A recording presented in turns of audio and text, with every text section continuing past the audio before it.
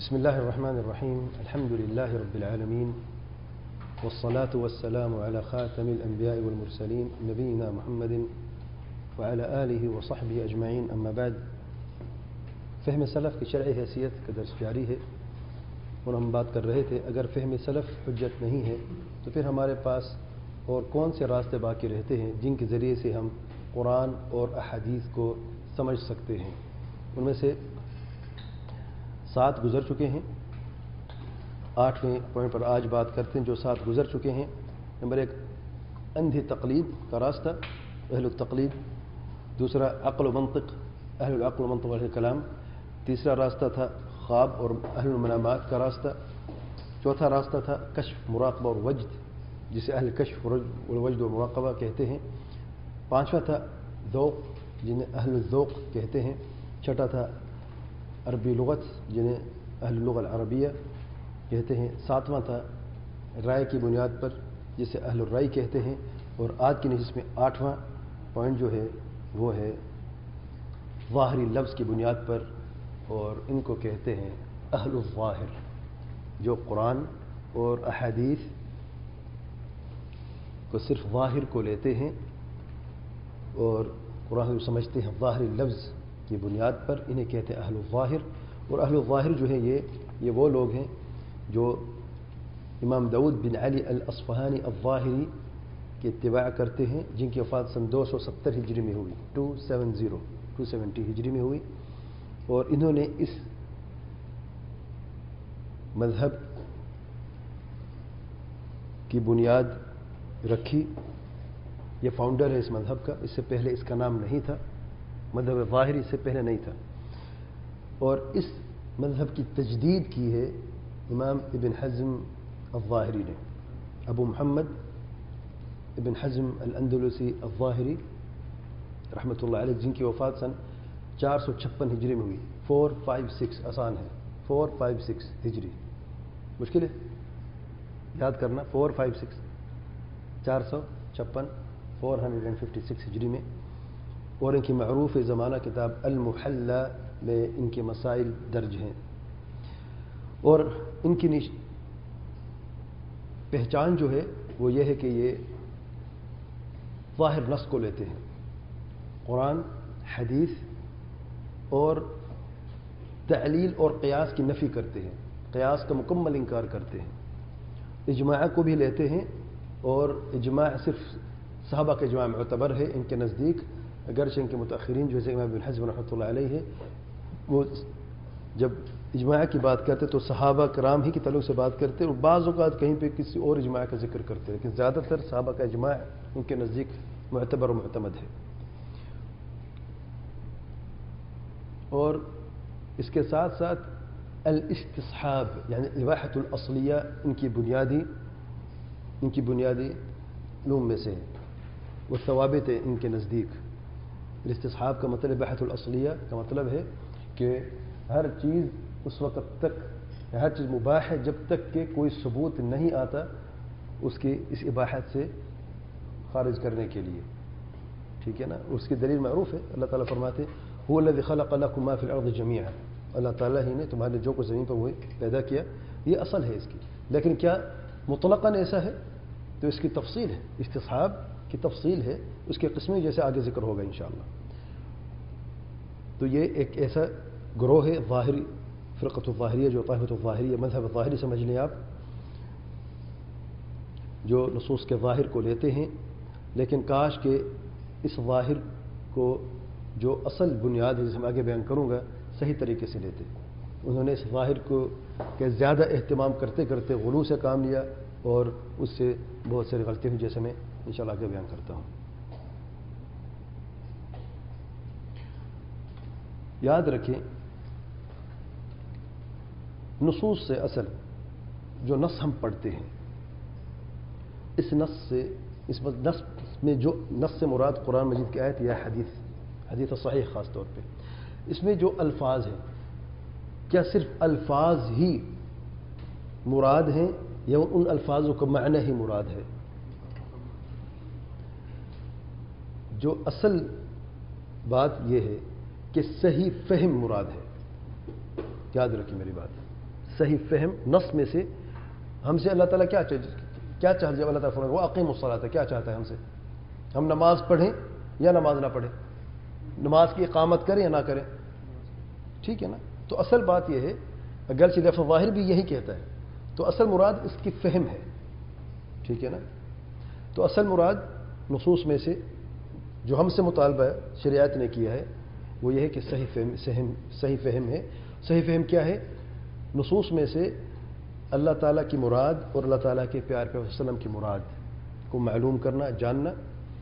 اور یہ کیسے ممکن ہے؟ بنیادی طور پر ظاہری لفظ کو دیکھ کر، ظاہری لفظ کا اہتمام کرتے ہوئے، اگر کوئی قرینہ ہے جو اس لفظ کو اس کے ظاہر سے ہٹا دیتی ہے تو اس قرینے پر بھی عمل کیا جائے گا، اور یہ خاص ضوابط شرعیہ کے بنیاد پہ ہوتا ہے، کسی شخص یا کسی گروہ کی مرضی سے نہیں ہوتا۔ ضوابط شرعیہ ہیں، نص ہے، اس کا ظاہر ہے، اصل یہی ہے، قرائن بھی ہیں کہ نہیں ہیں، ان قرائن کو دیکھنا ہے، اور کب قرینہ معتبر کب معتبر نہیں ہوتا، یہ ضوابط شرعیہ ہیں، اس کے علماء نے ضوابط بیان کیے ہیں، اور بغیر ضوابط کے کوئی بھی قرینہ جو ہے وہ کام نہیں۔ قرینہ وہ چیز ہوتی ہے جو اس نص کے ساتھ جڑی ہو، جس تعلق اس نص سے ہوتا ہے، جو اس نص کے مفہوم میں اثر کرتا ہے۔ مثال کے طور پر ایک مثال لیتے ہیں، کیا امر ہمیشہ وجوب کے لیے ہے؟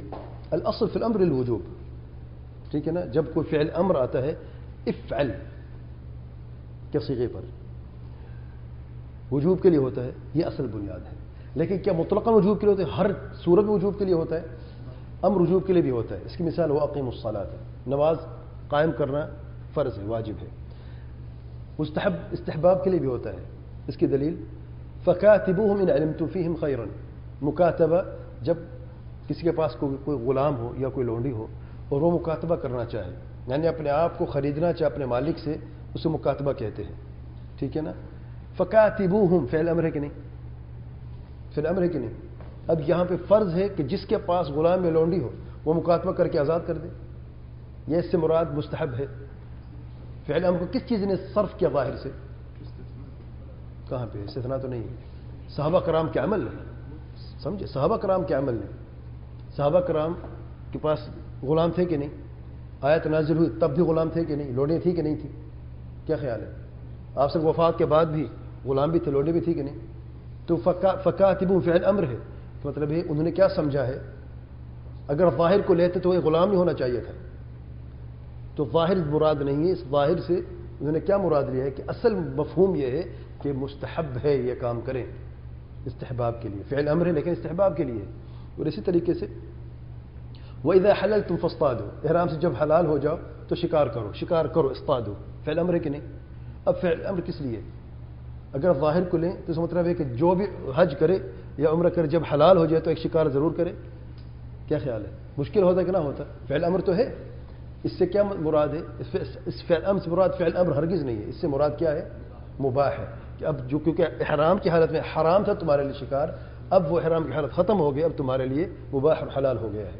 اسی طریقے سے آپ صلی اللہ علیہ وسلم فرماتے ہیں اس چھوٹے سے بچے صحابی کو جو آپ صلی اللہ علیہ وسلم سے کھانا کھا رہے تھے، کل بیمینک، کل مما یلیک، کل فعل امر ہے کہ نہیں؟ مما یلیک، یہ کس لیے ہے؟ تأدیب کے لیے، یعنی اصل بات ہے کہ اسے ادب سکھا رہے ہیں، تأدیب کے لیے ہے۔ اسی طریقے سے کلوا مما رزقکم اللہ، کیا فرض ہے؟ کیا خیال ہے؟ جو کچھ اللہ نے تمہیں رزق عطا فرمایا ہے اس میں سے کھاؤ، یعنی جو بھی رزق میرے پاس گھر میں موجود ہے، کیا فرض ہے میں ہر چیز سے ایک چیز کھاؤں؟ فعل امر ہے، کلو بھائی، یعنی جو رزق میرے پاس ہے اللہ نے مجھے عطا فرمایا ہے، کیا اس آیت کریمہ سے اللہ تعالیٰ کی مراد یہ ہے کہ جو چیز تم خریدو وہ تم نے کھانا ضروری ہے؟ کلو فعل امر ہے، تو اس سے کیا مراد ہے؟ الامتنان، اللہ تعالیٰ منت اور احسان بتا رہا ہے کہ میں نے تمہیں اتنا رزق دیا، اب اس میں سے کھاؤ تم، سبحان اللہ۔ اسی طریقے سے ادخلوها بسلام، جنت میں داخل ہو جاؤ سلامتی کے ساتھ، یہ کیا ہے؟ الاکرام، اکرام کے لیے۔ اسی طریقے سے میں مختصر بتا دوں، ذق انک انت العزیز، کا ذق فعل امر ہے، اس پر فرض ہے کہ وہ مزہ چکھتا رہے عذاب کا۔ کیا خیال ہے؟ لیکن کس لیے بیان کیا ہے؟ اس کی ذلت اور رسوائی بیان کرنے کے لیے کہ تم اب ذلیل و خوار ہو، اب تم یہی کچھ کرتے رہو. فاصبروا او لا تصبروا فعل امر ہے. کیا جہنم میں جو عذاب میں مبتلا ہوں گے تو ان پر فرض ہے صبر کرنا، واجب ہے ان پہ صبر کرنا؟ سبحان اللہ. تو کس لیے ہے؟ صبر کرو یا نہ کرو، تسویہ کے لیے برابر ہے. اسی طریقے سے اعملوا ما شئتم فعل امر ہے کہ نہیں؟ اب مرضی کافر کفر کرے، اللہ نے فرمایا اعملوا فعل امر ہے. تو کوئی شخص یہ کہے کہ اللہ نے فرمایا اعملوا ما شئتم، میں زناکاری کرتا ہوں، کیوں مجھے منع کرتے ہو؟ کوئی کہتا ہے میں کفر کرتا ہوں، اس آیت پہ عمل کرتا ہوں، اعملوا ما شئتم، جو تمہاری مرضی کرے کرو جا کے. تو بچہ بھی سمجھتا ہے، جب آپ بچے کو کہتے ہیں نا ٹھیک ہے جو تم نے کرنا ہے کرو، کیا مطلب وہ کیا سمجھتا ہے؟ کروں یا نہ کروں؟ رک جائے گا کہ نہیں رک جائے گا؟ کیا خیال ہے؟ رکے گا نا. کیوں؟ کہ اسے پتہ ہے کہ یہ مجھے دھمکی دے رہا ہے، یہ دھمکانے کے لیے مجھے وہ کہہ رہا ہے کہ کرو. تو یہ ساری چیزیں یعنی فعل امر کو اگر ہم صرف ظاہر کو لے کے عمل کریں تو صرف فعل امر وجوب کے لیے نہیں ہوتا. میں نے چند مثالیں دی ہیں. تقریباً 15 ایسے مختلف وجوہ ہیں، اطلاقات ہیں فعل امر کے، 15 کے، میں 10-12 کا میں نے ذکر کیا ہے. جب علماء کسی نص کو اپنے ظاہر سے صرف کرتے ہیں تو وہ صرف نص کو یعنی قرآن کے اور حدیث کو صرف اس کو الگ سے نہیں دیکھتے، یاد رکھیں، بلکہ وہ اور اس کے قرین کو الگ سے نہیں دیکھتے، بلکہ نصوص کو جمع کرتے ہیں. سارے دلائل کو جمع کر جو ایک موضوع کے تعلق سے ہے، اور سب ان نصوص کو جمع کرنے کے بعد وہ دیکھتے ہیں کہ اس میں کوئی قرینہ تو نہیں ہے جو اس کی وجوب سے اس کو الگ کر دے، اور استحباب میں یا ندب میں یا جتنی میں نے چیزیں بیان کی ہیں یہ کیسے ممکن جب تک آپ کے پاس دوسری اس مسائل جیسے اور جو نصوص ہیں ایک موضوع کے تعلق سے آپ جمع نہیں کرتے.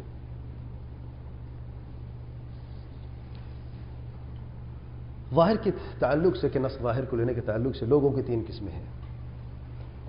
2 نے غلو سے کام لیا، ایک گروہ نے اعتدال سے کام لیا. جن لوگوں نے غلو سے کام لیا، نمبر 1 انہوں نے جنہوں نے نص ظاہر کو دھیان ہی نہیں دیا، ظاہر کو چھوڑ کے تعویل کے پیچھے لگ گئے، یا اپنے رائے کی بنیاد پر کسی اور وجہ سے صرف مفہوم کے پیچھے دوڑ لگائی اور غلو کیا، نصوص کے ظاہر کو چھوڑ دیا. دوسرے گروہ نے اس کے برعکس اس کی ضد میں ظاہر کو لیا اور ظاہر کو لیتے لیتے غلو کر لیا، جہاں پر قرینہ تھا یا نہیں تھا اس کا پرواہ نہیں کی. ان کے اپنے کوئی اصول بنے ہوئے جیسے اہل الظاہر نے بنائے ہیں، بعض ان کے نزدیک اصول ہیں جن پہ وہ ظاہر سے لفظ کو یعنی صرف تو کرتے ہیں کہ پھر اسے ظاہری کہتے ہیں. سبحان اللہ. اور تیسرا گروہ اعتدال پسند رسول الجماعت کا جو اور محدثین کا جو طریقہ رہا ہے، اہل حدیث کا جو طریقہ رہا ہے وہ یہ ہے کہ نصوص کو اپنے ظاہر سے صرف کرتے ہیں بغیر دلیل کے ساتھ، بغیر دلیل کے نہیں کرتے. دلیل یا قرینہ جو ہے اگر ہے تو صرف کرتے ورنہ نہیں کرتے. مثال لیتے، چند مثالیں لیتے ہیں. صحیح مثال کہ نص کو اس اپنے ظاہر سے صرف کرنا. اچھا جب یہ بات میں نص کو ظاہر سے صرف کرنا تو عقیدے کے مسائل میں ہوتا نہیں، اصول میں نہیں ہوتا، خاص باب الاسماء والصفات میں ممکن نہیں ہے، کیونکہ سلف سے ثابت ہے، جیسے آگے بیان کروں گا میں، امر روحا کما جاءت، ان نصوص کو جیسے ہیں ظاہراً ایسے ہی آگے بیان کر دو. اس کا مطلب یہ ہے کہ یہ جو نصوص ہیں جس میں اللہ تعالیٰ کے اسماء و صفات کا ذکر ہے ان سے ظاہر ہی مراد ہے، بغیر کیفیت کے، بلا کیف یا بغیر مثلیت کے، اس طریقے سے بیان کرنے ہیں. تو اب میں بات کروں فروع مسائل میں جن میں صرف لفظ عن ظاہر کا امکان، جیسے کہ میں نے مثال دی فعل امر کی، ایک مثال دی افعل کا صیغے میں کتنی مفہوم موجود ہوتے ہیں. ایک مثال ہے، ایک حدیث لیتے ہیں. ایک روایت میں آیا الجار احق بسبقہ، جو پڑوسی ہوتا ہے اسی کا حق ہوتا ہے شفعہ کا. شفعہ یہ ہے کہ اگر کوئی شخص اپنی پراپرٹی بیچنا چاہتا ہے اور اس کے ساتھ ایک ہمسایہ ہے، ٹھیک ہے نا، تو وہ اس کی اجازت سے بیچے. اگر اجازت سے نہیں بیچتا تو پھر وہ اس پہ کیس دائر کر سکتا ہے اور وہ خود اس زمین کی اس پراپرٹی کو لے سکتا ہے. اسے شفعہ کہتے ہیں. ٹھیک، جو عام مفہوم بتا رہا ہوں میں آپ لوگوں کو. آپ کی زمین ہے، آپ کا گھر ہے، ساتھ میں آپ کا پڑوسی رہتا ہے، تو زیادہ حق کس کا ہے گھر کو خریدنے کا؟ پڑوسی کا ہے. ٹھیک ہے، تو آپ باہر بھی کسی کو بیچتے ہیں نا، تو اسی کو بیچ دیں. اچھا، تو حدیث کے ظاہر لیں الحق الجار احق بسبقہ، جو جار ہے پڑوسی ہے اس کا زیادہ حق ہے، سبقت وہ لے چکا ہے اس حق میں، شفعہ کے حق میں. کیا اس سے یہی مراد ہے یا کچھ اور مراد ہے؟ دوسری حدیث آپ صلی اللہ علیہ وسلم فرماتے ہیں فَإِذَا ضُرِبَتِ الْحُدُودُ، اور جب حدیں لگا دی جائیں، وَصُرِّفَتِ الطُّرُقُ فَلَا شُفْعَةَ، اور راستے بنا دیے جائیں تو پھر شفعہ نہیں ہے. کیا مطلب ہے اس کا؟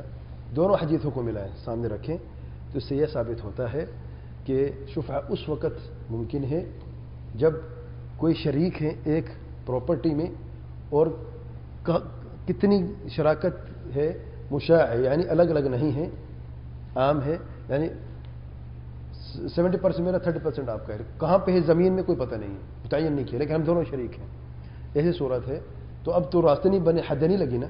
اب اگر میں بیچنا چاہتا ہوں اپنا 70% یا 50% جو میرا حصہ ہے، آپ کا حق ہے جو آپ میرے پارٹنر ہیں کہ آپ شفعہ دائر کر سکتے ہیں کیونکہ حق آپ کا ہے. اس سے یہ مراد ہے.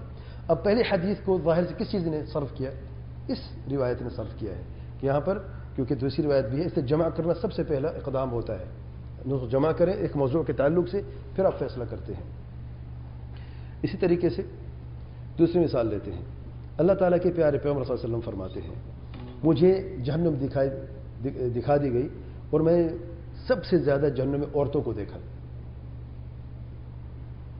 وجہ کیا ہے؟ یکفرن. تو جب آپ نے یکفرن آپ نے فرمایا تو صحابہ کرام کے ذہن میں کیا بات ہے؟ کفر ہے نا، فائر تو کفر ہی ہوتا ہے نا. تو کسی نے عرض کی اے اللہ کے پیار پیغمبر صلی اللہ علیہ وسلم ایکفرن باللہ، کیا زیادہ تر عورتیں کافر ہیں جو اللہ تعالیٰ کفر کرتی ہیں؟ تو آپ صلی اللہ علیہ وسلم فرماتے ہیں قال یکفرن العشیر و یکفرن الاحسان، اپنے خاوند کی ناشکری، یعنی کفر کا مطلب ناشکری، یہاں پہ اپنے خاوند کی ناشکری ہیں اور احسان کی ناشکری ہیں. لو احسنت الى احداهن الدهر ثم رأت منك شيئا قالت ما رأيت منك خيرا قط، آخر تک. تو صحابہ نے اس نص سے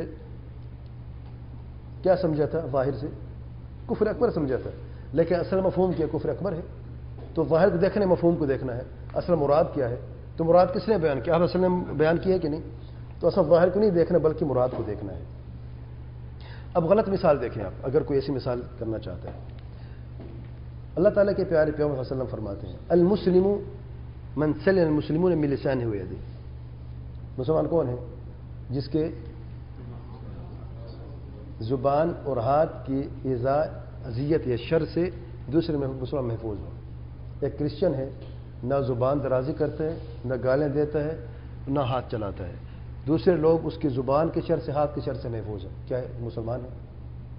کوئی شخص اس حدیث کو دلیل بنائے اور کہے مسلمان تو ہے ہی وہ جس کے شر سے، جس کے زبان اور ہاتھ کے شر سے دوسرے لوگ محفوظ ہوں، دوسرے مسلمان محفوظ ہوں، اور یہ ایسا کرسچن ہے یا ایسا یہودی یا ایسا ہندو ہے جو دوسروں کو تکلیف پہنچاتا ہی نہیں ہے، کیا اسے مسلمان کہیں گے؟ کیا خیال ہے اس کا؟ یہ ظاہر کو لینا یہاں پہ درست ہے. کیوں؟ اس لیے کہ مراد اصل ہے ہی نہیں ہے. اس کی مراد یہ ہے جو مسلمان ہے وہ ایسا کام کرتا ہے، بنیادی طور پر ہے مسلمان وہ، اور وہ ایسا کام کرتا ہے تو یہی سچا مسلمان ہے. یعنی مسلمان اسلام کامل جسے کہتے ہیں ایمان کامل، یہ اس کی نشانی ہے. ٹھیک ہے نا؟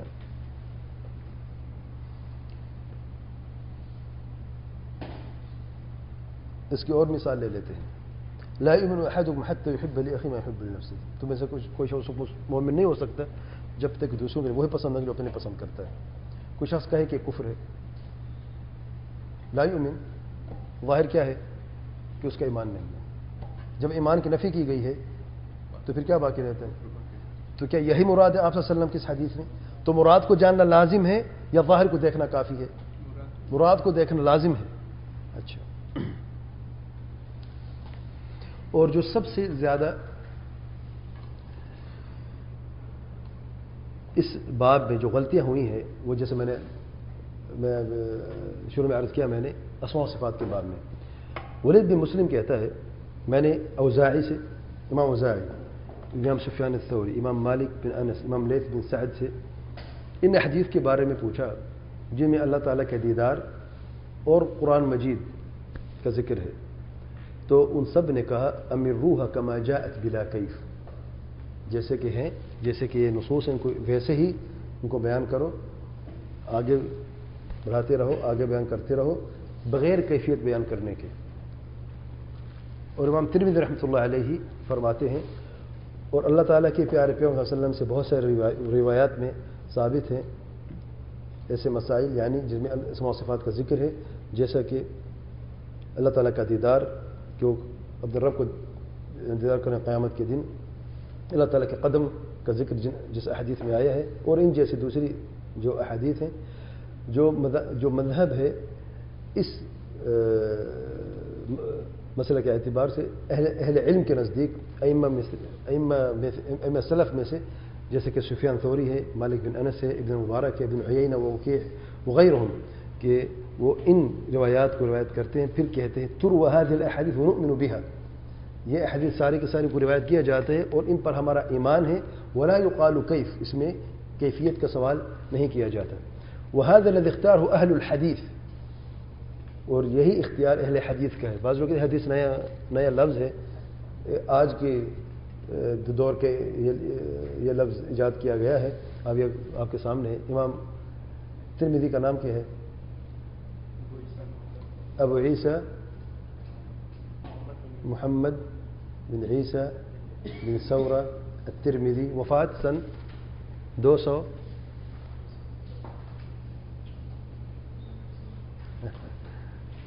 بھول گئے 279 289۔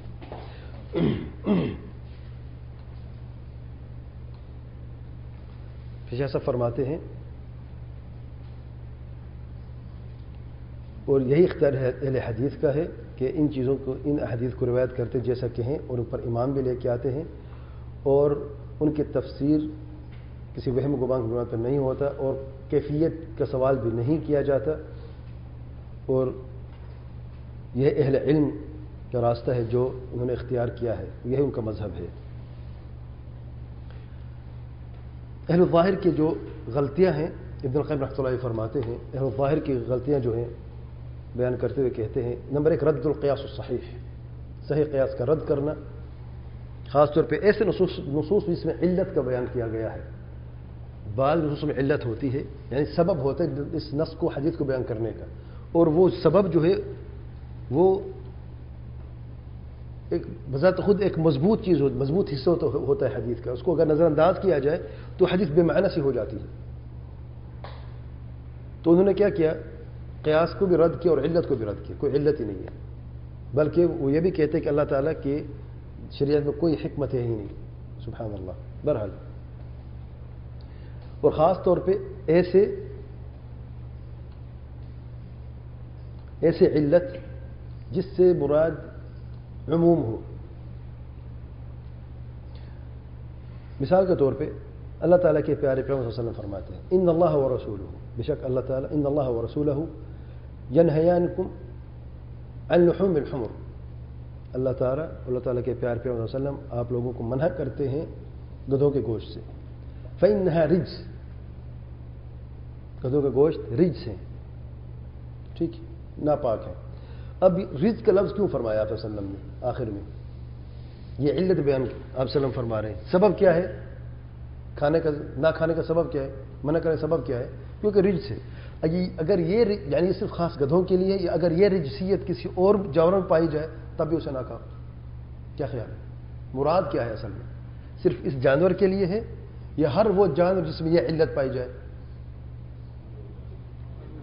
ورنہ اس لفظ کو بیان کی ضرورت کیا تھی؟ اگر صرف یہ جانور مراد تھی تو انہیں سے منع کر دیتے نا کہ گدھے کا گوشت نہ کھاؤ، بات ختم ہو گئی نا۔ اب علت بیان کرنے کی وجہ کیا ہے؟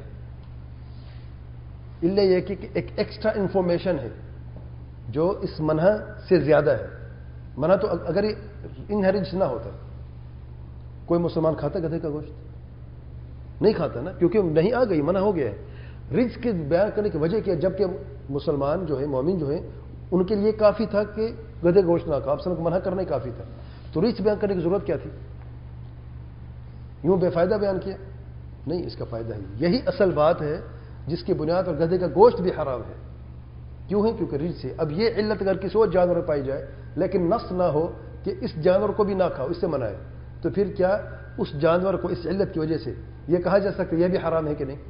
اللہ ظاہر کہتے نہیں بس گدھے گوشت حرام ہے، یہ رسید کسی اور میں پائی جائے تو ہم نہیں کہہ سکتے کیونکہ حدیث صرف گدھے گوشت میں آئی ہے. ٹھیک ہے. تو پہلی جو غلطی تھی امام قیم رحمۃ اللہ فرماتے ہیں الظاہر کی یہ ہے کہ انہوں نے صرف ظاہر نصوص کو لیتے ہوئے وہ قیاس کا رد کیا. یہاں پہ قیاس، کیونکہ جو صحیح قیاس ہے، قیاس صحیح، ہر قیاس نہیں، قیاس فاسد بھی ہوتا ہے. جو قیاس صحیح ہے، جس کی شرطیں معروف ہیں اہل علم کے نزدیک، ان میں سے یہ مثال ہے کہ علت موجود ہے، اصل ہے، فرع ہے. علت ایک ہی ہے، رسیت کی ہے، اصل گدھا ہے، کوئی اور جانور جو ہے وہ فرع ہے. اب اس فرع کو اس اصل کے برابر کر دینا کوئی جرم ہے کیا یا شریعت ہے؟ یاد رکھیں شریعت دو مختلف چیزوں کو ملاتی نہیں، دو ایک جیسی چیزوں کو جدا نہیں کرتی. نمبر دو، دوسری غلطی امام قیم رحمۃ اللہ فرماتے ہیں نصوص کی سمجھ میں کمزوری کا ہونا. اور ظاہر جو ہے، کیونکہ ظاہر کے زیادہ انہوں نے اہتمام کیا کہ نص کو سمجھنے میں کمزور رہے. بہت سارے احکام جن میں دلالت ہے، واضح دلالت ہے بعض چیزوں کی، انہیں اہل ظاہر نظر انداز کر دیتے ہیں اور صرف ظاہر کو دیکھتے کیونکہ انہوں نے دلالت صرف ظاہر پر انہوں نے منحصر کر دی ہے. جو اصل مراد تھی، جو اصل معنی تھا، اس پر دھیان نہیں دیا. جو بعض اوقات جو قرینہ ہوتا ہے، یعنی ظاہر لفظ تو ہوتا ہے لیکن وہ اشارہ ہوتا ہے کسی اور چیز کے لیے جو اس سے بڑھ کر ہے، اشارہ ہے. کیونکہ شریعت کامل شریعت ہے اور اس میں جو امت ہے یہ سب سے زیادہ کامل امت ہے دوسری امتوں کی نسبت میں. ٹھیک ہے نا. اب اس لیے ان کی جو الفاظ ہیں بعض اوقات آپ دیکھتے ہیں کہ صیغہ مختلف ہے تاکہ استنباط ہو، جمود نہ ہو اور اس علم کو آگے لے کے جائے جائے، اس میں ترقی کی جائے. اگر 1+1 ہی پڑھتے رہے، 1+1=2 ہمیشہ، ترقی ہوگی؟ ہم دنیا کے ہمارے اپنے تعلیمی نظام کو ہی دیکھیں جو دنیاوی ہے، کیوں الٹے سے سوال کرتے ہیں بچوں سے؟ بھائی امتحانوں کیوں مشکل بنا کہ تاکہ وہ فیل ہو جائیں یا ان کے علم میں ترقی ہو، مضبوطی ہو؟ کیا خیال ہے؟ تو یہی طریقہ ہے کہ بعض اوقات اشارہ ہوتا ہے نص میں، اصل مراد اس سے بڑھ کر کوئی مسئلہ ہوتا ہے. مثال کے طور پہ اللہ تعالیٰ فرماتے ہیں والدین کے تعلق سے لا تقل لهم اف ولا تنهرهما. ابن حزم رحمۃ اللہ علیہ فرماتے ہیں اس آیت کریمہ سے صرف اف کرنا ہی مراد ہے. آپ اف نہیں کہہ سکتے. نہ عقل میں نہ شرع میں اس میں مار شامل ہے، تو مارنے سے منع نہیں کیا گیا. اگر دوسری دلائل نہ ہوتے تو اس آیت کریمہ سے صرف اف مراد ہے، مارا جا سکتا ہے. یہ دوسرے نصوص ہیں جس کی وجہ سے مارنا حرام ہے، ورنہ کہ صرف یہ آیت ہوتی اف نہ کہیں تو اس سے صرف اف ہی مراد ہے، اس سے بڑھ کر کوئی اور چیز مراد نہیں. نہ عقلاً نہ شرعاً. جرم ہے کہ نہیں؟ زیادتی ہے کہ نہیں؟ اب اللہ تعالیٰ فرماتا ہے کہ اف نہیں کہنا. یہ کیسے احکم الحاکمین کی حکمت ہے کہ اس سے تو منع کیا، مارنے سے منع نہیں کیا. کیا خیال ہے؟ نعوذ باللہ، یہ دین کس کا دین ہے؟ حکمت کا دین حکمت والوں کے لیے ہے یا نعوذ باللہ پاگلوں کے لیے؟ کوئی بھی شخص اگر پکڑنا چاہے، آج کوئی شخص شریعت کی کسی کو پکڑ سکا ہے، قرآن مجید کی آیت کو جھٹلا سکا ہے یا اس میں کوئی عیب نکال سکا ہے؟ سوال نہیں پیدا ہوتا. اگر نعوذ باللہ ایسا ہوتا جیسا کہ وہ لوگ کہتے ہیں تو پکڑنے کی بات تھی کہ نہیں؟ سبحان اللہ. تیسری غلطی کہ وہ کہتے الاستصحاب، استصحاب، جسے میں نے عرض کیا استصحاب کو اس کے حد سے زیادہ استعمال کیا، غلو سے کام استصحاب سے، اور کہتے ہیں اصل میں استصحاب ہی ہے. یعنی اس کا مطلب یہ ہے کہ کسی چیز کو اس کے حکم پر باقی رہنے دینا جب تک کہ اس حکم کی تبدیلی کی کوئی دلیل نہ آئے. کسی بھی چیز کو اس کے اپنے اصل حکم پر باقی رہنے دینا جب تک کہ اس حکم کی تبدیلی کی کوئی دلیل نہ آئے. ٹھیک ہے.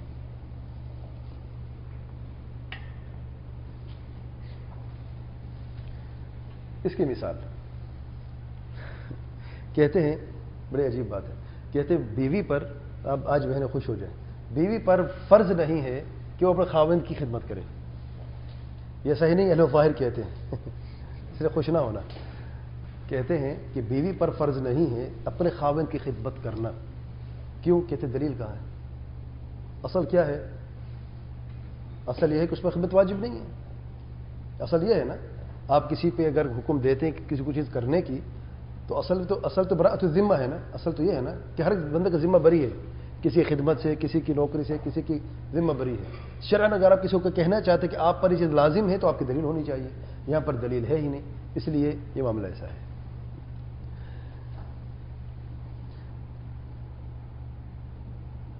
اور یہ بات غلط ہے. وہ کہتے ہیں دلیل نہیں ہے، اور وجہ یہ ہے. اچھا، وعاشرون بالمعروف فعل امر ہے. وہ کہتے ہیں اس میں دلیل تو نہیں ہے، اس میں عشرت کا بات ہو رہی ہے، فعل امر ہے عشرت کے لیے. عیش و عشرت دونوں کرتے ہیں. اب میاں بیوی کے تعلق سے جو استمتاع ہوتا ہے، ٹھیک ہے نا، کہتے ہیں اس سے یہی مراد ہے. یعنی بیوی کا جو فرض ہے خاوند پر، وہ صرف یہی فرض ہے بس، خدمت فرض نہیں ہے. یعنی لازم ہے خاوند پر، اگر بیوی کھانا نہیں پکاتی باہر سے لے کے آئے، خاوند پر واجب ہے، بیوی پر پکانا لازم نہیں ہے. یہ ان کی بات میں کر رہا ہوں، خوش نہ ہو جانا یار وہ ظاہر کہتے ہیں، صحیح نہیں ہے. کہتے ہیں اگر بیوی کھانا نہ پکانا چاہے تو اس پر لازم نہیں ہے باہر سے لے کے آؤ. اگر وہ جھاڑو نہ دینا چاہے تو لازم نہیں ہے یا خود جھاڑو دو یا کسی خادمہ کو لے کے آؤ، اس پر لازم نہیں ہے. کپڑے نہیں دھونا چاہتے اس پر لازم نہیں ہے. اچھا، وعاشرون بالمعروف. ابن تیمیہ رحمۃ اللہ علیہ اس کا جواب دیتے ہیں، اور علامہ البانی بڑا پیارا جواب دیتے ہیں. دونوں کا ایک ہی جواب، ملتا جلتا جواب ہے. کہتے ہیں عاشرون بالمعروف سے اگر آپ لوگ یہ سمجھتے ہیں کہ صرف استمتاع ہی کافی ہے بستر کی حد تک، تو وہ تو دونوں کو ہوا کہ نہ ہوا؟ ٹھیک، دونوں کو ہوا. یہ یہاں پہ تو برابر ہو گئے سارے. اب جو نفقہ واجب ہے خاوند کا بیوی پر، اس کے عوض میں بیوی کیا دیتی ہے اسے؟ کیا خیال؟ خدمت یہ اور کیا ہے؟ ہاں، باتیں سناتی. نہیں پھر باتیں نہیں سناتی، پھر ناراض ہو جائیں گے سب. باتیں نہیں سناتے سب. بہرحال بات سمجھ آئی کہ نہیں؟ اب واجب کی بات ہو رہی کہ اب بیوی کی خدمت خاوند پر واجب ہے کہ نہیں. جواب یہ ہے کہ واجب ہے. کس نے کہا واجب ہے؟ جو نصوص اب جمع کرتے قرآن کی اور احادیث کی، اس سے یہ ثابت ہوتا ہے کہ عاشرون بالمعروف جو فعل امر ہے، یہ استمتاع کے لیے اگر عشرت عام ہے لفظ، اگر جس طرح ظاہر سمجھتے ہیں صرف ایک حد تک ہے، استمتاع کی حد تک ہے، وہ تو دونوں کو ہو گیا برابر، وہ تو معاملہ برابر ہو گیا. اب خاوند جو ہے وللرجال علیہن درجہ، ٹھیک ہے نا، اور نان نفقہ بھی خاوند پر ہی واجب ہے، فرض ہے. اب وہ تو اپنا واجب پورا کر رہے ہیں، نان نفقہ دے رہے ہیں. اب بیوی پر اس واجب کے عوض میں جو خاوند پہ ہے، اس پر کیا فرض عائد آتا ہے خاوند کے لیے؟ خدمت باقی رہتی ہے کہ نہیں؟ تاکہ دیکھیں دین انصاف کا دین ہے نا، دین اسلام حقوق کی ادائیگی کا دین ہے. یہاں پر حق آپ کا وہ خاوند دے رہا ہے آپ کا حق، آپ اس کا حق خدمت کے کیوں نہیں دیتے؟ تو یہی قول جو ہے جمہور کا قول ہے. ابن تیمیہ ہے، اپنا ابن القیم ہے، اپنا علامہ البانی ہے، شیخ بن باز ہے، ابن عثیمین، سب یہی کہتے ہیں اس طریقے سے. واللہ اعلم.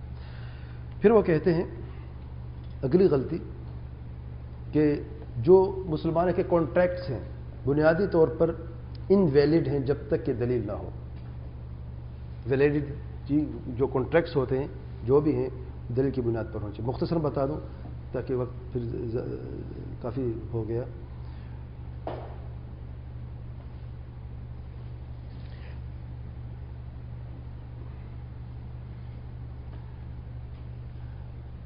یہ معاملہ کتنا خطرناک ہے کہ اگر صرف نص کے ظاہر کو لے لیا جائے.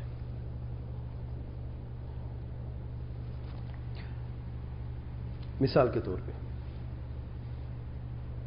جو چیز مستحب ہے اسے واجب قرار دینا شریعت میں شریعت سازی ہے کہ نہیں؟ اصل مراد استحباب کے لیے ہے، اور کچھ آ کر نہیں یہ فرض ہے. جو چیز اللہ نے فرض نہیں کی، واجب نہیں کی، کوئی شخص آ کے کہے یہ واجب ہے، یہ قانون سازی ہے کہ نہیں؟ جرم ہے کہ نہیں؟ اگر جو اس کی اجتہادی غلطی ہے الگ بات ہے، لیکن ہے تو غلط کہ نہیں؟ اور لوگ اور بعض جو اس کی پیروی کرتے ہوئے کہتے ہیں نہیں یہی حق ہے، اس سے بڑھ کر جرم ہے. اب مثال دیکھیں، مثال کے طور پہ اب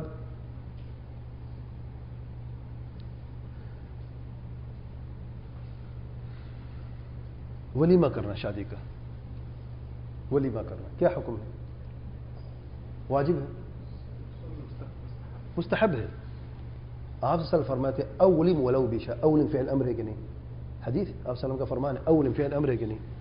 اب یہ فعل امر ہے وجوب کے لیے کہ کیوں نہیں ہے؟ اس لیے کہ بات صاحب نے نہیں کیا. آپ صلی اللہ علیہ وسلم فرماتے ہیں التمس ولو خاتما من حدید، جا کے ڈھونڈا گرچہ لوہے کی رنگ انگوٹھی نہ ہو. جس کے پاس اتنا نہیں کہ وہ اپنی بیوی کو مہر دے سکے، لوہے کی انگوٹھی اس کے پاس نہیں ہے، تو ولیمہ کہاں سے کرے گا وہ؟ کیا خیال ہے؟ اور ارکان النکاح و شروط نکاح میں سے ولیمہ ہے، تو یہ مستحبات میں سے ہے. اگرچہ فعل امر وجوب یہاں پہ فعل امر ہے، لیکن یہ فعل امر استحباب کے لیے ہے، اور صحابہ کے عمل نے اس کو وجوب سے استحباب کی طرف لے کے آیا ہے. اور اسی طریقے سے اللہ تعالیٰ فرماتے ہیں فَإِذَا وَجَبَ الجُّنُوبُ فَكُلُوا مِنْهَا، جب قربانی ہم کرتے ہیں حج میں جب کرتے ہیں، حج تمتع اور حج قران کرتے ہیں، تو اللہ تعالیٰ فرماتے ہیں فَكُلُوا مِنْهَا، اس میں سے کھاؤ. کیا لازم ہے کہ قربانی کے جانور سے کھایا جائے؟ کیا خیال ہے؟ فرض ہے، واجب ہے؟ اگر آپ نہیں کھاتے تو آپ گنہگار ہیں؟ کیا خیال ہے؟ یہی لگ رہا ہے، لیکن یہ بات استحباب کے لیے ہے، استحباب کے لیے ہے. اگر آپ کھاتے تو مستحب ہے، اگر آپ نہیں کھاتے تو کوئی حرج نہیں ہے، کیونکہ قربانی کے جانور کو ذبح کرنے کے بعد بعض کھاتے تھے، بعض نہیں کھاتے تھے، اور جو کھاتے تھے وہ استحباب کے لیے کھاتے، وجوب کے لیے نہیں کھاتے کہ مستحب ہے. آج ہم جب قربانی کرتے ہیں، اگر آپ پورا بکرا فقیروں کو دے دیں، نہ کھائیں، تو حرج ہے اس میں؟ اب ضرورت ہے، آپ کے پڑوسی ہیں، آپ کے گاؤں ہیں، وہاں پر بھوکے پیاسے لوگ ہیں، آپ وہاں پہ قربانی جا کے کرتے ہیں، وہ فقراء زیادہ آ جاتے ہیں، آپ اس میں سے کچھ کھا نہیں سکتے، سب ان میں دے دیتے ہیں. جائز ہے، بلکہ مستحب ہے. بعض اوقات ایسی چیزیں مستحب بھی ہو جاتی ہیں. سبحان اللہ. استحباب کیا ہوتا ہے؟ بھی جواب دو اسے.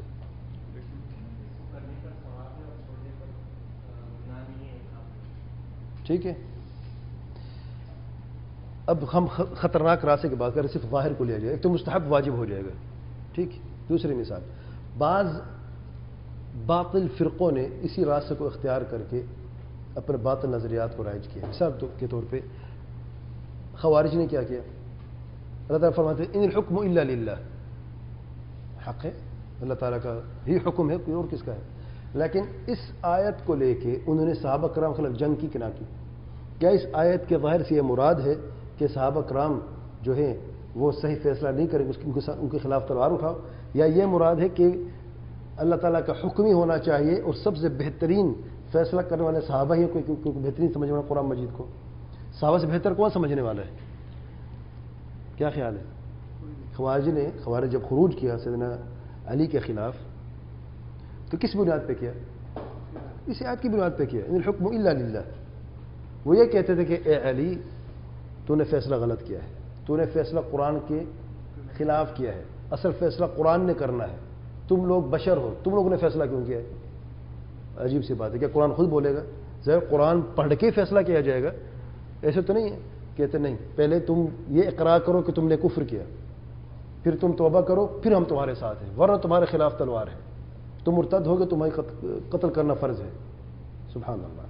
ایک خلیفہ ہے، اس خلیفہ امیر المؤمنین خلفاء راشدین میں سے چوتھے خلیفہ کی بات ہو رہی ہے، اور یہ ظالم لوگ کہتے ہیں کہ تم کافر و توبہ کرو. سبحان اللہ. اسی طریقے سے روافض نے اس آیت کریمہ سے اللہ تعالیٰ فرماتے ہیں قل ما اسألكم الا المودة في القربى، میں تمہیں سوال نہیں کرتے لے کہ رشتہ داروں میں محبت اور مودت کو قائم رکھنا. رافضوں نے کہا کہ اس آیت میں دلیل ہے، اس آیت کے ظاہر کو دیکھیں، دلیل ہے کہ خلافت آل بیت میں سیدنا علی ہی خلافت کے حقدار ہیں. کیوں؟ الا استثناء ہے، المودة في القربى رشتہ دار آپ صلی اللہ علیہ وسلم کے، تو رشتہ دار کون ہے آپ صلی اللہ علیہ وسلم کے؟ سیدنا علی ہیں، وہ اولین حقدار ہیں. کیا اللہ تعالیٰ کی یہی مراد ہے آیت کریمہ سے؟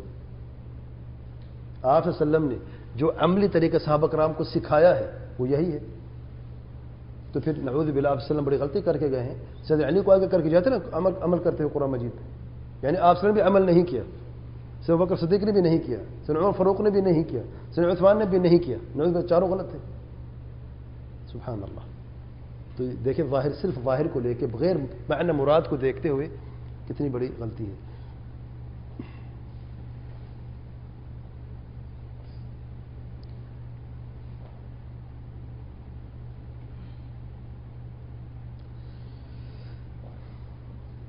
پھر امام نقوی رحمۃ اللہ علیہ فرماتے ہیں کہ اہل الرأی اور اہل الظاہر کو دیکھ کے کہتے ہیں اگر ہم دونوں کو دیکھتے ہیں کہ اہل الظاہر نے اچھا کام کیا کہ انہوں نے شریعت کی نصوص کا زیادہ حفاظت کی ہے، حفظاً مدارستاً تفقہاً، لیکن صرف نص کے ظاہر کی حد تک رک جانے پر اور اپنے فہم کو وہاں پر محدود کرنے سے مار کھا گئے.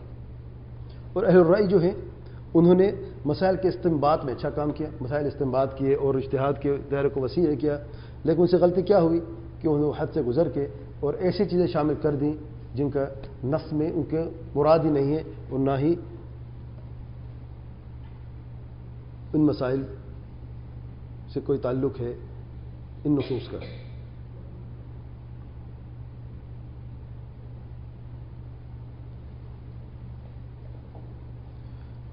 کیا اہل الظاہر اہل سنت میں سے ہیں؟ اتنی بار باتیں بیان کرنے کے بعد یہ سوال کیا گیا.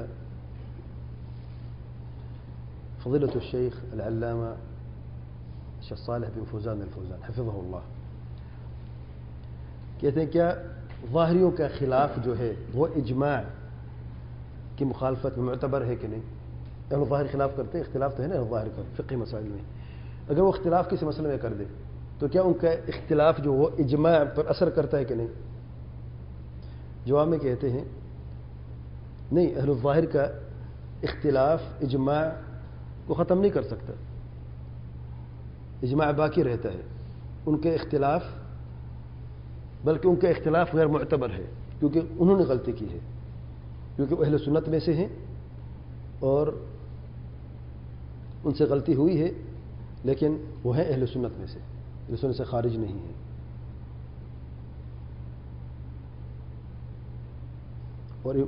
اور الشیخ سلمان بن سلیم الرحیلی حفظہ اللہ سے یہ سوال کیا گیا کہ ظاہریوں کا اختلاف کب معتبر ہوتا ہے؟ کہتے ہیں ظاہری جو ہیں فقہاء مسلمین میں سے ہیں، ان کا امام داؤد بن علی الظاہری ہیں، ان کے کبار ائمہ میں سے ابن حزم الظاہری ہیں اور ان کے فقہاء میں سے ہیں. ان کے پاس فقہ تو ہے لیکن انہوں نے قیاس کی نفی کی ہے اور یہ کہا کہ قیاس حجت نہیں ہے اور حقیقتاً قیاس کا انکار بدعت ہے. سبحان اللہ. شیخ سلمان الرحیلی فرماتے ہیں کیونکہ صحابہ اور سلف اس کا اقرار کرتے تھے اور قیاس کو حجت سمجھتے تھے، اور سب سے پہلے جس نے قیاس کا انکار کیا وہ النظام المعتزلی ہے، النظام المعتزلی ہے. اور اس کے بعد سارے معتزلہ نے یہی راستہ اختیار کیا اور پھر اہل الظاہر نے بھی یا ظاہریہ نے بھی یہی راستہ اختیار کیا. کوئی شک نہیں کہ ان کا یہ طریقہ، یہ قول غلط ہے. جن مسائل میں قیاس کی ضرورت پڑتی ہے اس میں ظاہروں کے اجتہاد کی ضرورت نہیں پڑتی، ان کا قول معتبر نہیں ہوتا. جن مسائل میں قیاس کی ضرورت پڑ جاتی ہے تو ان مسائل میں قیاس کیا جاتا ہے اور اہل الظاہر پر نہیں دیکھا جاتا جو وہ اختلاف کرتے ہیں. اور جن مسائل میں انہوں نے اختلاف نہیں کیا تو ان کا قول معتبر، جیسے دوسرے فقہاء کا قول معتبر ہے. اور ظاہریہ نے یعنی ظاہر جو علماء ہیں بہت ساری مسائل میں انہوں نے یعنی صحیح بھی سمجھا ہے اور اچھا کام بھی کیا ہے ظاہر دلہ کو لیتے ہوئے، اور بعض مسائل میں انہوں نے غلطیاں بھی کی ہیں قیاس کو چھوڑنے کی وجہ سے. اور عدل و انصاف یہ ہے کہ ہر بات کو اسی کے صحیح مقام پر رکھا جائے، یہی انصاف ہے. پھر کسی نے کہا کہ کیا ان کو اہل الظاہر کیا ان کے لیے مذمت ہے؟ جواب ہے شیخ سلمان حفظ اللہ سلمان الرحیلی حفظ اللہ فرماتے ہیں کہ نہیں، ان کے لیے مذمت نہیں ہے کیونکہ اہل الظاہر خود اسی لقب سے معروف ہیں اور اپنے آپ کو ظاہری کہتے ہیں. کیونکہ ابن حزم رحمۃ اللہ علیہ جو ہے وہ خود انہوں نے ایک شعر لکھا جس شعر میں وہ خود کہتے ہیں میں ظاہری ہوں، بندہ خود کھل کے کہتا ہے میں ظاہری ہوں اور فخر کرتا ہے میں ظاہری ہوں، تو اس کو ظاہری کہنے میں کیا مذمت ہے؟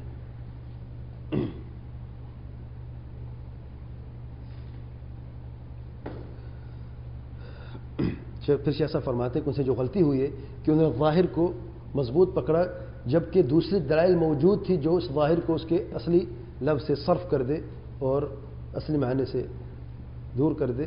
اور یہ مجازفات الظاہریہ میں سے اور ان کے خطا میں سے ان کی جو غلطیاں ہیں. اور انہوں نے حکمت کی نفی کر دی ہے, تعلیل کی نفی کر دی. اللہ تعالیٰ کی شریعت میں اللہ تعالیٰ کے افعال میں کوئی حکمت نہیں ہے اور کوئی بھی نہ تو اللہ تعالیٰ کی شریعت میں کوئی حکمت ہے نہ اللہ تعالیٰ کے افعال کی کوئی حکمت ہے. اللہ کی مرضی جو کچھ بھی کرے بغیر حکمت کی. تو ظاہریت کی طرف دیکھا جائے تو ان کی حالت کے مطابق واللہ اعلم. پھر اہل حدیث جو مدرسہ ہے, جو اہل سنت والجماعت ہیں, وہ دونوں کے بیچ میں ہے اور یہی صحیح وارث ہیں انبیاء کے اور صحابہ کرام اور تابعین نے یہی راستہ اختیار کیا ہے. اور انہوں نے ان دونوں اسکولوں میں سے جو خیر ہے وہی لیا. اہل رائے میں سے جو خیر تھی وہ لی, اہل الظاہر میں سے جو خیر تھی وہ لیا. نہ تو غلو کیا اپنے رائے کو آگے کرتے ہوئے اور نہ ہی غلو کیا اہل الظاہر کا راستہ اختیار کرتے ہوئے, بلکہ نصوص کا زیادہ اعتنا کیا. نصوص کے اعتنا اور جو حفاظت ہے انہیں اہل الظاہر سے بھی بڑھ کر کی, سبحان اللہ. اور جہاں تک اجتہاد کی بات ہے تو ایسے ضوابط, شرع ضوابط اور خاص قواعد کی بنیاد پہ کی کہ بغیر دلیل کے اور بغیر قرآن سنت کی روشنی میں اور بغیر اجماع کے انہوں نے, ہاں کوئی اجتہادی غلطیاں ہوئی ہیں, کوئی شک نہیں ہے, بشر غلطی ہو جاتی ہے, لیکن میں اوور آل بات کر رہا ہوں جن مسائل میں ان کا اتفاق تھا ان میں حق ہے, جس میں ان کا اختلاف تھا بعض مسائل میں, تو پھر اس کو دیکھا جاتا ہے جس کا قول اقرب الی الدلیل ہے, اقرب الی الصواب ہے, اقرب الی مراد اللہ و مراد رسول اللہ صلی اللہ علیہ وسلم.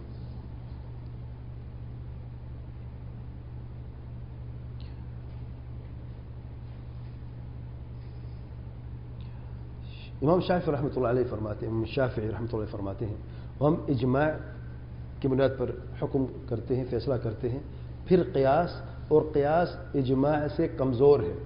سبحان اللہ. یعنی قرآن ہے سب سے پہلے, پھر صحیح حدیث ہے, پھر اجماع ہے, اور پھر قیاس, اور قیاس اجماع سے بھی کمزور ہے. یعنی قیاس سب سے آخر میں ہے. لیکن یہ قیاس جو ہے ضرورت کے لیے کیا جاتا ہے, کیونکہ قیاس سے اور قیاس اس وقت جائز نہیں جبکہ کوئی نص موجود ہو. ٹھیک ہے نا.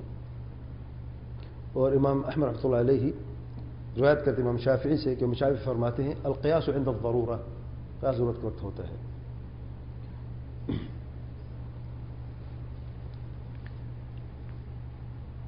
یہی وہ باقی راستے بچتے ہیں اگر ہم فہم سلف کو چھوڑ دیتے ہیں. یہی راستے جو ہیں اگر ان راستوں کو اختیار کیا جائے تو شریعت میں سے کچھ باقی نہیں رہتا. فہم سلف کے بغیر کوئی اور راستہ ہے نہیں, باقی سارے کے راستے سبل ہیں. اللہ تعالیٰ فرماتے ہیں وَأَنَّ هَذَا صِرَاطٌ مُسْتَقِيمًا فَاتَّبِعُوهُ وَلَا تَتَّبِعُوا السُّبُلَ فَتَفَرَّقَ بِكُمْ عَنْ سَبِيلِهِ ذَلِكُمْ وَصَّاكُمْ بِهِ لَعَلَّكُمْ تَتَّقُونَ. سورۃ الانعام نمبر 153 سید عبداللہ بن عباس رحمہ فرماتے ہیں فَاتَّبِعُوهُ وَلَا تَتَّبِعُوا السُّبُلَ فَتَفَرَّقَ بِكُمْ عَنْ سَبِيلِهِ. اللہ تعالیٰ کا فرمان اقیموا الدین ولا تتفرقوا فیہ. اور ان جیسے جو قرآن مجید میں آیات ہیں اللہ تعالیٰ مومنوں کو حکم دیتا ہے امرہم بالجماعہ کہ جماعت کو لازم پکڑو, اور اختلاف سے منع فرمایا ہے, تفریق سے منع فرمایا ہے. اور یہ خبر دی اللہ تعالیٰ نے کہ تم میں سے پہلے لوگ ہلاک ہوئے کیونکہ وہ دین میں جھگڑا کرتے تھے, اور ایسا ہی قول امام مجاہد کا بھی ہے. تو تفرقے جو ہے وہ ہمیشہ ہلاک کر دیتے ہیں. اور اگر ہم سلف کے فہم کو چھوڑ کر کوئی اور راستہ اختیار کرتے سوائے اختلاف کے باقی کچھ ہے, اور سلف سے بہتر کوئی ایسا شخص موجود ہے یا کوئی ایسا گروہ موجود ہے جس نے قرآن اور صحیح حدیث کو ان سے زیادہ بہتر سمجھا ہو.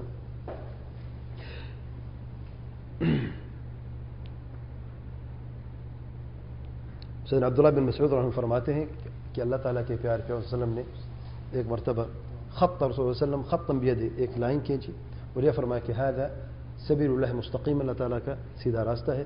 وخط عن یمین و شمالی, پھر دائیں بائیں اور ایسے خط بنائے. ثم قال هذه السبل, یہ سبل ہیں جو صراط مستقیم سے الگ ہیں. لیس منها سبیل الا علیہ شیطان یدعو الیہ, کوئی ایسا راستہ نہیں ہے لیکن اس پہ ایک شیطان جس کی طرف بلاتا ہے. ثم قرأ، پھر انہوں نے اس آیت کو تلاوت فرمایا، وَأَنَّ هَذَا صِرَاطٌ مُسْتَقِيمًا فَاتَّبِعُوهُ وَلَا تَتَّبِعُوا السُّبُلَ فَتَفَرَّقَ بِكُمْ عَنْ سَبِيلِهِ۔ امام ذہبی سیر اعلام النبلاء میں فرماتے ہیں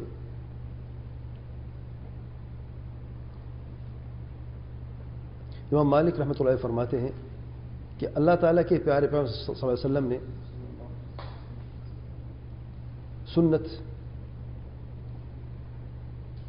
کا حکم دیا،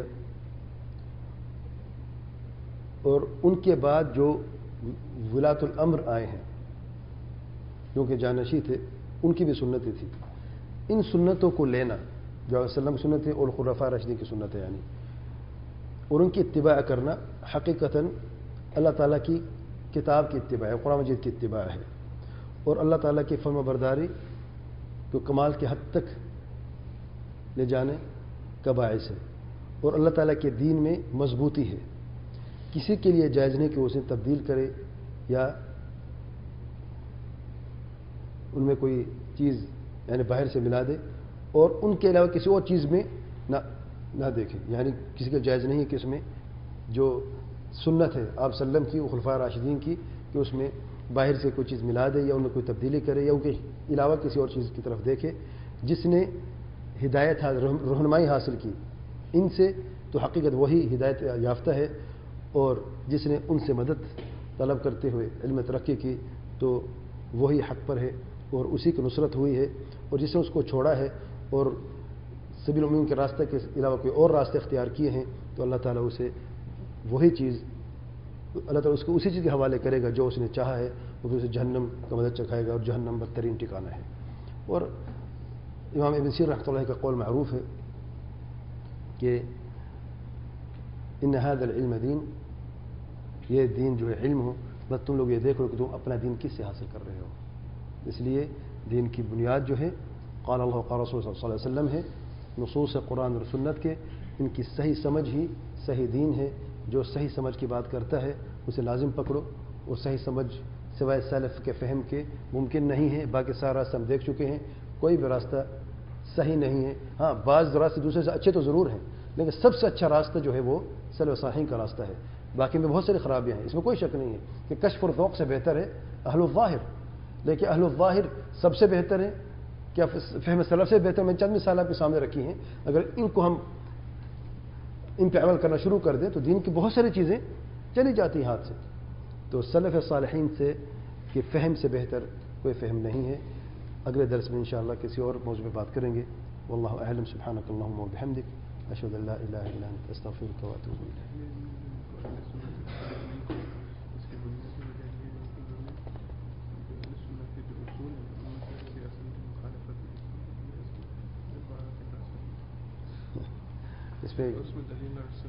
اس میں ہے بہت ساری چیزیں ہیں، لیکن جملتاً اس میں جملتاً یہ ہے کہ اہل الظاہر جو ہیں وہ لزوم جماعت میں سے ہی ہیں۔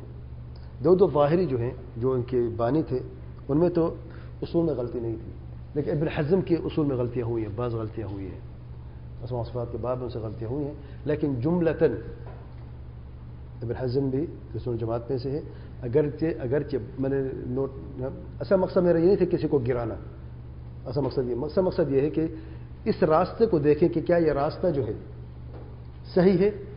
ہم فہم کی بات کر رہے ہیں، نصوص کے فہم اس راستے کی بنیاد پر صحیح ہے کہ نہیں۔ اگر میں علماء کا قوال لے کے ابن حزم پر تو پھر لمبا بات ہو جاتی، کہاں پر اصول میں غلطی کی ہے، پھر ریفرنس میں میرے پاس سب کچھ ہے، لیکن میں نے صرف بعض چیزیں بیان کی ہیں بہت کچھ سینسر کرنے کے بعد، تاکہ میں صرف ٹو دا پوائنٹ بات کروں، اور جو اہم جو ہمارا موضوع ہے تاکہ خارج نہ ہو۔ یہ الگ موضوع ہے کہ ابن حزم کی جو غلطیاں ہیں، بعض نے یہ بھی کہا ہے کہ ابن حزم جہمی جلد ہے، اتنا بھی کہا ہے، لیکن جملتاً میں ابن حزم کے بعض اعذار سامنے آئے ہیں، اور شیخ حسین فیض رحمۃ اللہ علیہ اور دیگر علماء نے ان کے عذر جو ہے دیکھے ہیں، اور جملۃ السنت جماعت میں سے ہے۔ جہاں پر انہوں نے غلطی کی ہے غلطی کی نشاندہی کی گئی ہے، اور جہاں پر اصول کی غلطی ہوئی ہے کوئی شک نہیں غلطی تھی اصول کی، لیکن جیسے کہ جہمیہ محضہ ہیں یا مرجیہ ہیں یا دوسرے جو باطل گروہ جو معتزلہ ہیں، ان سے بہرحال اچھے ہی ہیں، لیکن کسی اور وقت میں انشاءاللہ جو ان کی کچھ غلطیاں ہوئی ہیں اگر ضرورت پڑے تو بیان کریں گے۔ والله أعلم.